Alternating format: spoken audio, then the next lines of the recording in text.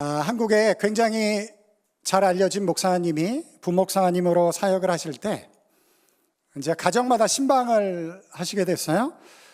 근데 신방하기 전날 신방을 받으시는 권사님이 그 목사님 사모님에게 전화를 하셨습니다. 신방 끝나고 나서 점심 식사를 같이 할 텐데 목사님이 어떤 음식을 좋아하십니까? 이제 그렇게 권사님이 여쭤봤습니다. 사모님이 뭐라고 대답했을까요? 아무거나 다 잘 드십니다 라고 그렇게 대답을 했어요. 신방을 마치고 점심을 먹게 되어졌는데 그날따라 목사님이 그렇게 맛있게 드시는 음식이 하나가 있었어요. 그래서 이제 그것을 맛있게 잘 드셨습니다. 그런데 그날 이후로 이상한 일이 벌어지기 시작을 했어요. 신방을 마치고 식사를 하면 항상 그 반찬이 상 위에 올려져 있는 거예요. 그래서 목사님이 좀 이상하다. 왜 어떻게 똑같은 반찬이 계속 신방 갈 때마다 올라오지? 라고 생각을 하시면서 이제 마지막 신방 간 집에 가서 권사님, 이 음식이 나를 따라다니는 것 같아요. 라고 그렇게 이야기를 했습니다. 목사님이 하도 신기해서 이제 그렇게 이야기를 하는 것이죠. 그날 점심을 준비하신 권사님께서 이렇게 대답을 하셨어요. 나도 사모님께 전화를 드렸더니 아무 답을 안 주셨어요. 그래서 어제 식사를 대접한 권사님께 전화를 해서 물어봤죠. 뭐라고 물어보셨습니까? 목사님 젓가락이 어디에 많이 가는지 이제 그걸 물어봤다라는 거예요. 그런데 그 이야기를 듣고 목사님이 너무너무 감동을 받았어요.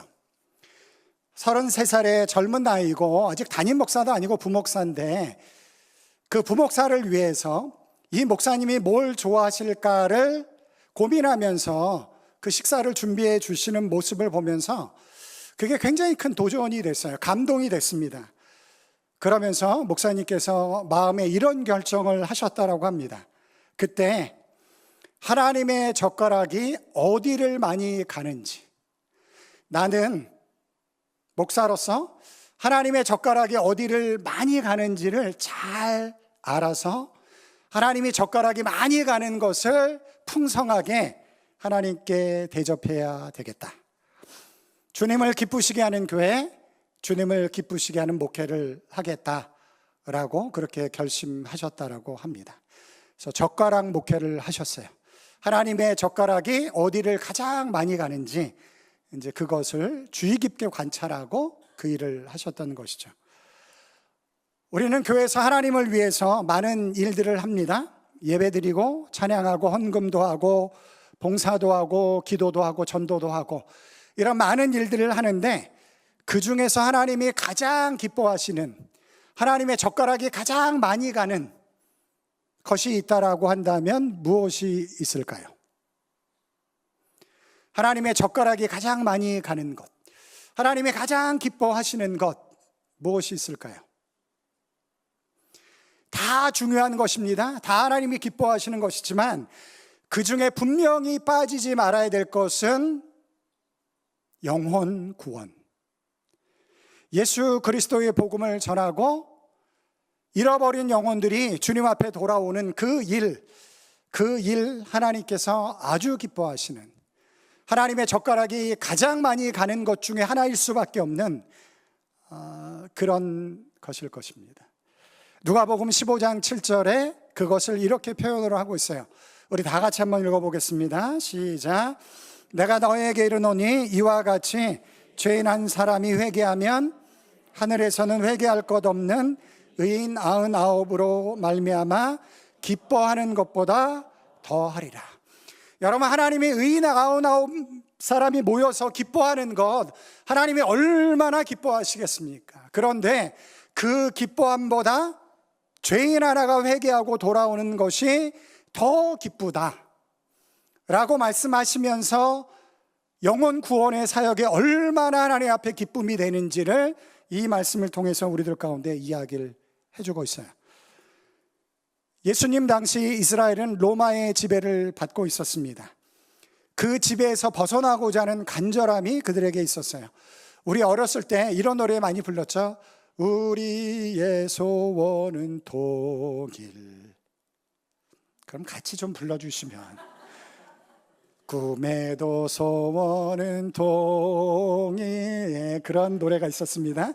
얼마나 통일이 소원이면 우리의 소원은 통일, 꿈에도 소원은 통일. 이스라엘 백성들에게도 비슷한 노래가 있어요. 우리의 소원은 독립, 꿈에도 소원은 독립. 로마의 지배를 받고 있으니까 더군다나 하나님 나라라는 이름을 가지고, 하나님이 왕이신 나라라는 이름을 가지고 있는 이스라엘이 세상을 대표하는 로마의 지배를 받고 있으니까 얼마나 독립에 대한 간절한 사모함이 있었겠습니까? 그런 사모함이 그들 가운데 있었어요. 근데 지난주에 살펴본 것처럼 부활하신 예수님이 제자들에게 예루살렘을 떠나지 말고 아버지 하나님께서 약속하신 것을 기다리라고 말씀하셨습니다. 그 약속이 무엇일까? 제자들은 대단히 궁금했을 거예요. 왜냐하면 죽으신 예수 그리스도를 부활시키신 하나님, 인류 역사상 한 번도 없었던 그 일을 행하신 하나님께서 우리에게 뭔가 약속을 주신다라고 한다고 하니까 그들의 기대가 얼마나 컸을까요? 그냥 일반 사람이 약속을 주는 게 아니고 예수 그리스도를 죽음에서 부활시키신 그분이 우리에게 약속을 주신다라고 하니까 그 약속이 어떤 것일까? 그들이 대단히 큰 기대감을 가지고 기다리고 있었습니다. 그 마음을 가지고 제자들이 예수님께 질문을 해요. 주께서 이스라엘 나라를 회복하심이 이때니까. 드디어 예수님께서, 하나님께서 예수님을 통해서 이 나라를 독립시킬 그때가 온 것입니까? 그것이 하나님의 약속입니까? 제자들이 그렇게 예수님께 여쭤봤죠. 모두 다 기대하고 있으니까, 모두 다 바라는 소원이니까. 제자들이 그렇게 묻는 것이 너무 당연했을 것입니다. 그런데 예수님의 말씀은 그들의 기대와 달리 이렇게 말씀을 하셨어요. 7절을 보시면 이르시되 때와 시기는 아버지께서 자기의 권한에 두셨으니 너희가 알 바 아니요.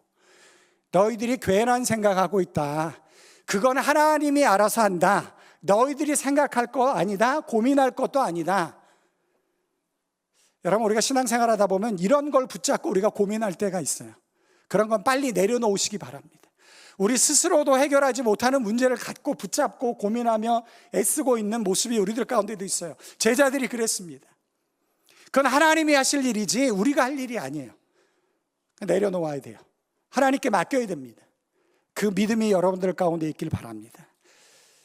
제자들이 그걸 염려했어요. 그런데 예수님이 말씀하십니다. 그건 니네가 걱정할 일이 아니야. 그건 하나님이 하나님의 때에 가장 좋은 방법으로 회복시켜 줄 거야. 걱정하지 마라. 그것 대신 너희들이 해야 할 것이 있어 라고 8절에 말씀하셨습니다. 우리 다 같이 한번 8절 읽어볼까요? 시작.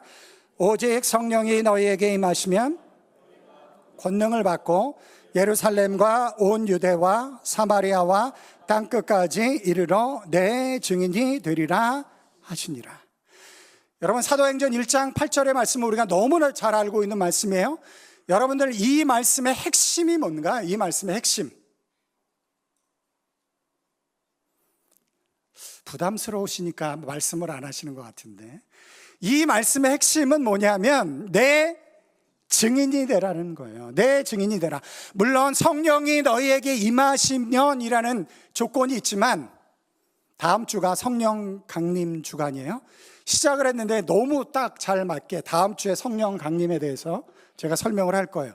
성령이 임하시는 조건이 우리들 가운데 필요하긴 하지만, 그러나 사도행전 1장 8절의 핵심적인 메시지는 너희들이 땅끝까지 내 증인이 되어야 한다 라는 것이 사도행전 1장 8절의 핵심적인 말씀입니다. 여러분, 사도행전 1장 8절 말씀은 예수님께서 이 땅에서 마지막으로 말씀하신 말씀이에요. 사도행전의 말씀을 보면 이 말씀을 하시고 바로 다음 구절에 예수님이 승천하셨다라고 기록되어져 있습니다. 그러면 예수님이 이 땅에서 하신 제자들에게 남기신 마지막 말씀인데 그 말씀이 하찮은 말씀일까요? 아니면 가장 중요한 말씀일까요? 가장 중요한 말씀을 제자들에게 남기시고 예수님이 승천을 하시는 거죠. 여러 가지 말할 것이 있지만 그러나 제자들이 꼭 기억해야 될 가장 중요한 그 한마디 말씀, 땅끝까지 이르러 내 증인이 되라. 그 말씀을 남기시고 예수님이 승천하셨습니다. 질문을 해보겠습니다. 여러분은 예수님의 증인이 되셨습니까? 제가 이럴 것 같아서 다음 질문을 준비를 했어요. 여러분은 예수님의 증인이 되시겠습니까? 조금 나아졌어요. 여러분, 제가 말씀드렸잖아요. 예수님이 이 땅에서 마지막으로 제자들에게, 그 제자들이 우리도 다 포함되는 것이라고 할 수 있는데, 예수님이 제자들에게 마지막으로 내가 한마디 너희들에게 남기고 가겠다 라고 하신 말씀이 내 증인이 되라 라고 말씀을 하셨다라고 한다면 여러분, 예수님의 증인이 되시겠습니까? 증인이 돼야죠. 우리가 예수님을 믿는다라고 한다면. 우리 교회는 좀 특별한 이름을 가지고 있습니다. 그 이름을 잘 지셔야 돼요. 그래서 저한테 자꾸 이렇게 걸려요. 우리 교회 이름이 뭐죠? 주님의 교회. 무슨 뜻인가요? 주님이 주인이신 교회. 주님의 뜻에 합당하게 일하는 교회, 그런 뜻일 거예요. 주님이 뭘 원하신다라고요? 마지막으로 남긴 말씀이 뭐라고요? 내 증인이 되라. 주님의 교회가 마땅히 감당해야 될 일이 내 증인이 되는 거예요. 내 증인이 되라라는 그 마지막 부탁의 말씀을 우리가 감당하지 않으면서 주님의 교회다 라고 할 수 없는 것이죠. 왜냐하면 우리는 주님의 교회이기 때문에 그렇습니다. 올해 저희 교회가 창립 30주년 감사 예배를 11월 달에 드리게 됩니다. 30주년 굉장히 큰 그 해잖아요. 그래서 제가 연초부터 좀 고민을 했어요. 어떻게 하면 30주년을 가장 의미 있게 하나님이 기뻐하시게 예배를 드릴 수 있을까? 여러분, 창립 기념 주일 예배 때 가장 기뻐해야 될 분이 누구죠? 가장 기뻐해야 될 분 전가요? 우리 장로님들인가요? 아니죠. 하나님이 가장 기뻐해야죠. 예수님이 가장 기뻐해야죠. 교회 주인이 하나님이시고 예수님이시니까. 그래서 제가 생각을 해봤어요. 야, 그러면 우리가 행사를 준비해서 뭔가를 할 텐데 가장 하나님이 기뻐하시는 것을 선물로 드리면 어떨까? 이럴 때 아멘 하면 얼마나 좋을까? 가장 하나님이 기뻐하시는 걸 선물로 드리면 어떨까? 제 마음 가운데 그런 마음의 감동이 왔어요. 그래서 지금부터 우리가 그걸 위해서 준비하자. 사도행전 말씀을 나누는 이유가 그거예요. 사도행전의 이야기가 뭔가요? 다 잃어버린 영혼들을 구원해서 하나님의 교회가 세워지고 그 교회가 또 그 역할을 감당해서 교회가 일어나는 역사. 그것이 사도행전의 이야기이기 때문에 그걸 담아서 여러분들과 함께 말씀을 나누는 것입니다. 제가 여러분들 가운데 한 가지 표 말씀을 드리려고 해요. 한 영혼을 주께로. 우리 다 같이 한번 따라해 볼게요. 시작. 한 영혼을 주께로. 여러분, 11월 달까지 여러분들이 가슴속에, 여러분들의 기도 속에 항상 기억하고 품고 있어야 되는 표현입니다. 한 영혼을 주께로. 오늘부터 한 달 동안 여러분들이 기도를 하십시오. 한 달 동안 이 표를 붙잡고 하나님, 목사님이 한 영혼을 주께로 우리 교회가 하나님이 가장 기뻐하는 것을 하는 주님의 교회가 되기를 원하는데 그것이 한 영혼을 주께로 인도하는 것이라고 한다면 하나님, 저에게 그런 도전을 주십시오. 그리고 그 한 영혼이 누구인지, 내가 전도해야 될 예수 그리스도의 복음을 전해야 될 그 사람이 누구인지 하나님 저로 하여금 깨닫게 해 주십시오. 한 영혼을 주께로. 그래서 6월 한 달, 오늘 6월 첫날이에요. 6월 한 달 동안 우리가 그 기도 제목을 가지고 기도하려고 합니다. 한 영혼을 향한 아버지의 마음을 저희들 가운데 허락해 주시고 그 한 영혼이 누구인지 깨닫게 해 주셔서 하나님이 기뻐하시는 것으로 감사할 수 있는 우리 주님의 교회가 되었으면 좋겠습니다. 오늘 설교 제목 혹시 기억하시나요? 마르티스, 증인이라는 제목으로 제가 설교를 나누고 있습니다. 여러분, 마르티스가 무슨 뜻이냐면 증인이라는 뜻이에요. 헬라어 성경의 원문에 마르티스라고 기록이 되어져 있습니다. 증인이라는 뜻이에요. 그런데 흥미로운 것은 영어에 순교자라는 영어 단어가 있는데 martyr라는 단어예요. 그런데 이 martyr라는 단어가 마르티스랑 같은 어근에서 왔다라는 것입니다. 여러분, 증인이 되는 것과 순교자가 되는 것 어떤 연관성이 있나요? 우리가 생각하기에는 거의 연관성이 없는 것처럼 보이지만, 그러나 초대교회 성도들에게는 증인이 된다라는 것은 순교자가 된다라는 것을 각오해야만 이루어질 수 있는 일이 되는 것입니다. 예수님이 나의 주인이십니다. 예수님이 나의 구원자이십니다. 라는 고백 속에서 얼마나 많은 사람들이 목숨을 잃었는지 몰라요. 예수님이 나의 주인이십니다. 그 당시에 가장 널리 퍼져 있었던 인사가 뭐냐면 가이사는 나의 주인입니다. 그러면 그 인사를 받으면 네, 맞습니다. 나의 주인은 가이사입니다. 가이사가 누구죠? 로마 황제잖아요. 로마 황제가 나의 주인입니다 라고 인사를 하면 그 인사를 받는 사람들이 네, 맞습니다. 나의 주인은 로마 황제입니다. 그것이 그 당시의 인사였습니다. 그런데 그리스도인들이 누가 그런 인사를 그리스도인들에게 던지면 나의 주인은 가이사입니다 라고 이야기를 하면 네, 맞습니다. 가이사가 나의 주인입니다 라고 그리스도인들은 대답할 수가 없어요. 왜냐하면 우리의 주인은 예수님이기 때문에 그렇습니다. 그래서 그들이 이렇게 고백했어요. 아닙니다. 나의 주인은 예수님이십니다. 그 고백 때문에 얼마나 많은 사람들이 죽었는지 몰라요. 증인이 된다라는 것, 초대교회에는 목숨을 각오하는 일이 됐다는 것입니다. 그러함에도 불구하고 초대교회 성도들은 그 일을 감당했어요. 우리가 사도행전을 통해서 우리는 살펴볼 것입니다. 그런데 그 일을 감당했던 교회들이 진짜 하나님이 사용하시는 교회가 되었습니다. 그 일을 감당했던 교회들이 진짜 하나님이 기뻐하시는 교회가 됐던 것이죠. 여러분, 예수님의 증인이 되는 것, 다른 말로 하면 전도하는 것, 솔직히 쉽지 않습니다. 저도 쉽지 않아요. 굉장히 어려워요. 요즘 또 어디 전도가 잘 됩니까? 전도 잘 안 돼요. 굉장히 어렵습니다. 그러함에도 불구하고 그것을 해야만 합니다. 왜냐하면 그래야지만이 교회가 살기 때문에 그렇습니다. 여러분, 전도하지 않는 교회가 어떻게 계속해서 생존해 나갈 수가 있겠어요? 우리 교회가 장년층이 많다라고 많은 분들이 이야기합니다. 그러면 어떻게 해야 되죠? 시간이 지날수록 우리 교회 성도들은 점점 줄어드는 거예요. 제가 지금 이 이야기를 하는 건 뭐냐면 우리 교회를 유지하기 위해서 이야기하는 게 아니에요.